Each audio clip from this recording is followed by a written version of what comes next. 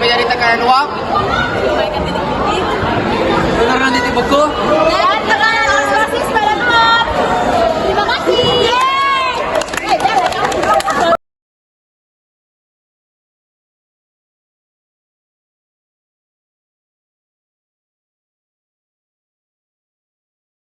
Oke, jadi di sini kami akan mengisi 100 mili. Oke, udah semua udah 100 mili. Nah, sekarang kita lanjut. Sekarang kita menambahkan 100 gram NaOH. Di sini kita akan menghitung.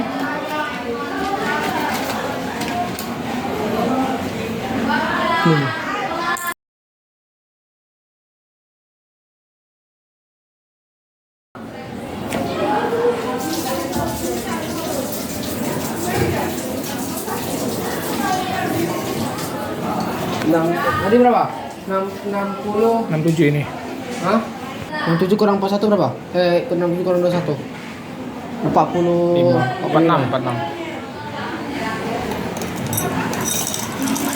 Taruh itu. Hah? Taruh itunya. Wah. Turunin. Berapa lagi tadi? Taruh semua. Mohon perhatian Berapa tadi? Oke. Oke. Selanjutnya kita tutup. Nah, tadi tutupnya. Tutup. Di situ Dan tunggu beberapa saat. tunggu Lalu kita masukkan larutan glukosa. Tuh, dua dia. Sekarang kita akan menambahkan 100 gram glukosa.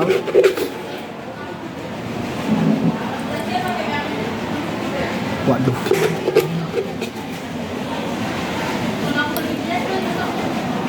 Biar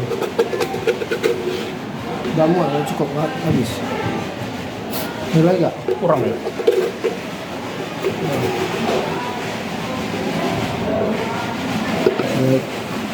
Dan tuh ya. Setelah itu kita masukkan ke botol satu lagi.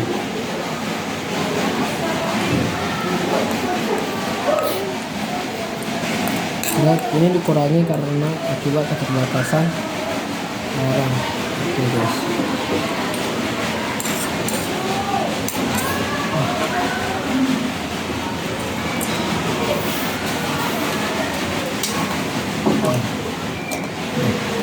Setelah itu puas. Panas kan? Ya. Ya, dimakan.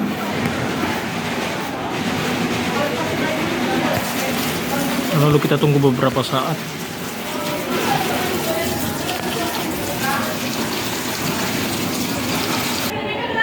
Oke, setelah beberapa saat larutan NaOH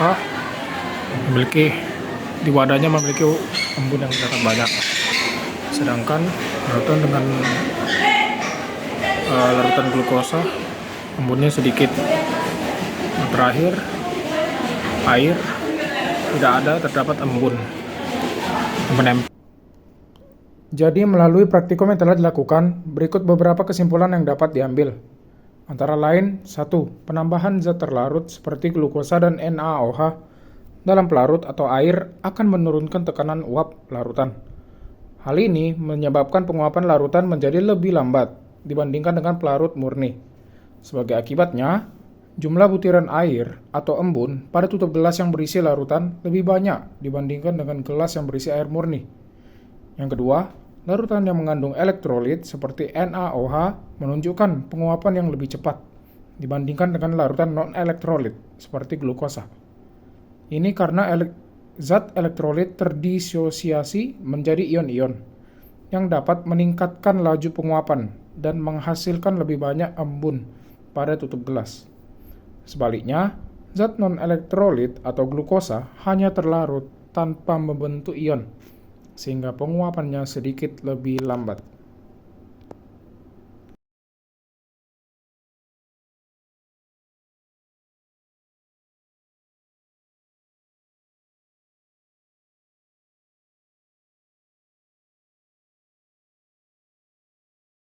Langkah-langkahnya yang pertama adalah pecahkan es batu dan masukkan ke baskom, lalu taburkan garam kasar di sekitaran es batu. Langkah ketiga, masukkan kaleng biskuit bekas ke dalam baskom, tepat di atas dan di antara pecahan es batu tersebut.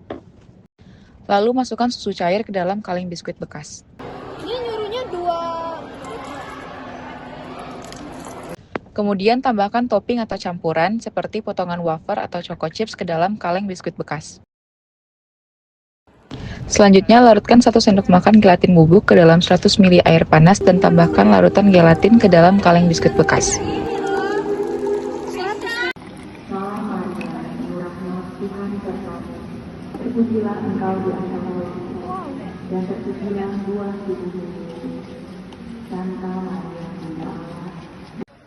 Setelah itu, aduk sampai rata semua campuran di dalam kaleng biskuit bekas, kemudian kaleng ditutup rapat.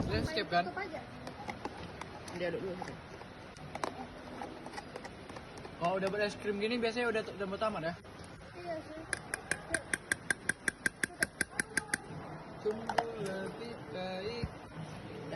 Langkah selanjutnya, ukur suhu es batu dalam baskom tersebut sebelum dan sesudah kaleng diputar.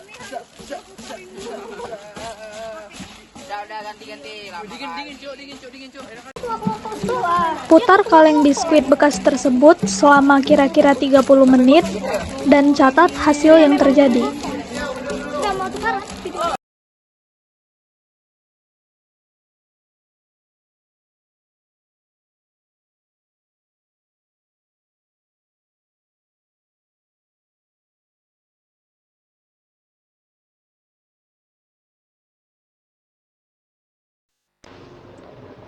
Berdasarkan praktikum yang telah dilakukan, dapat disimpulkan bahwa proses pembuatan es krim putar merupakan penerapan dari sifat koligatif, yaitu penurunan titik beku larutan. Dan juga, dalam praktikum ini, garam dapat digunakan untuk menurunkan titik beku es. Ketika es dicampurkan dengan garam dan es yang mencair, akan terbentuk air garam serta penurunan temperatur. Campuran tersebut membentuk kalor dari adonan es krim, sehingga es krim mengalami pemadatan.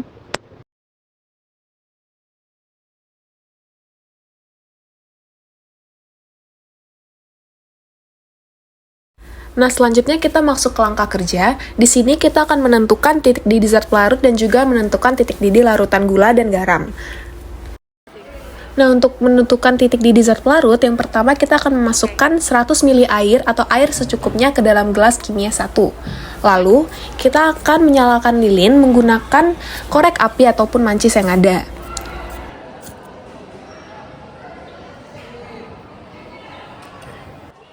Kemudian, kita akan memanaskan air tersebut menggunakan lilin yang tadi sudah dinyalakan. Nah, selama kita memanaskan air tersebut, kita akan mencatat suhu dari air tersebut setiap setengah menit sampai air mendidih dan suhu tetap. Nah, di sini kami mencatat suhu dari air ini hingga mencapai menit kelima. Nah, selanjutnya kita akan menentukan titik didih larutan gula. Yang pertama, masukkan 100 ml air dan 6 sendok makan gula ke dalam gelas kimia 2, kemudian aduk sampai larut. Notes, di sini teman-teman bisa menyesuaikan jumlah air dan gula yang akan dilarutkan sesuai dengan ukuran gelas kimia yang teman-teman punya. Lalu, panaskan larutan tersebut menggunakan lilin yang sudah dinyalakan dengan api tadi. Kemudian, catat kembali suhu larutan tersebut setiap setengah menit sampai air mendidih dan mencapai suhu tetap. Kemudian, kita akan menentukan titik didih larutan garam. Di sini, langkah kerjanya mirip dengan menentukan titik didih larutan gula. Yang pertama, teman-teman masukkan 100 ml air dan 6 sendok makan garam ke dalam gelas kimia 2. Lalu, aduk hingga larut. Kemudian, panaskan larutan tersebut menggunakan lilin yang tadi telah dinyalakan apinya. Lalu, catat suhu larutan setiap setengah menit sampai larutan mendidih dan mencapai suhu tetap.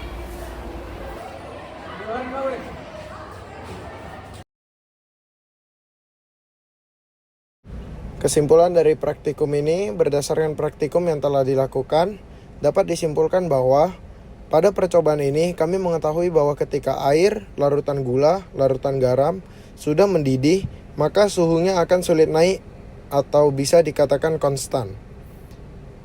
Kedua, pada percobaan ini, air yang dilarutkan garam mendidih lebih lama jika dibandingkan dengan air biasa.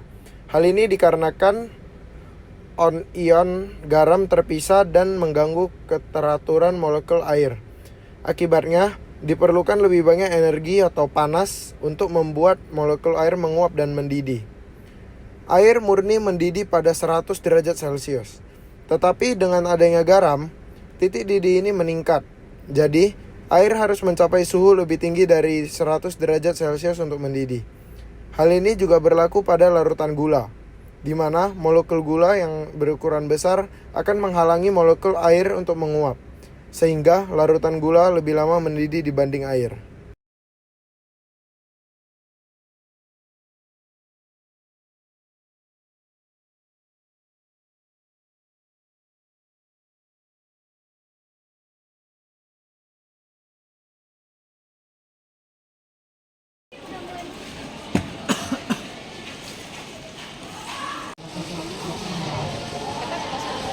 Nanti pecahin. Gemetar cuk tangan. 15. Biru 15. Gak ada bedanya ini sama yang tadi.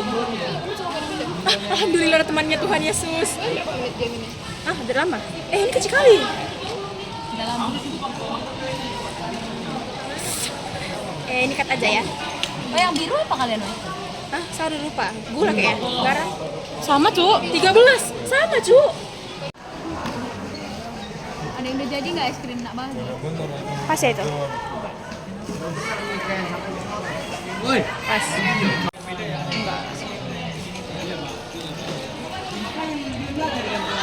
Oh, tadi porternya juga.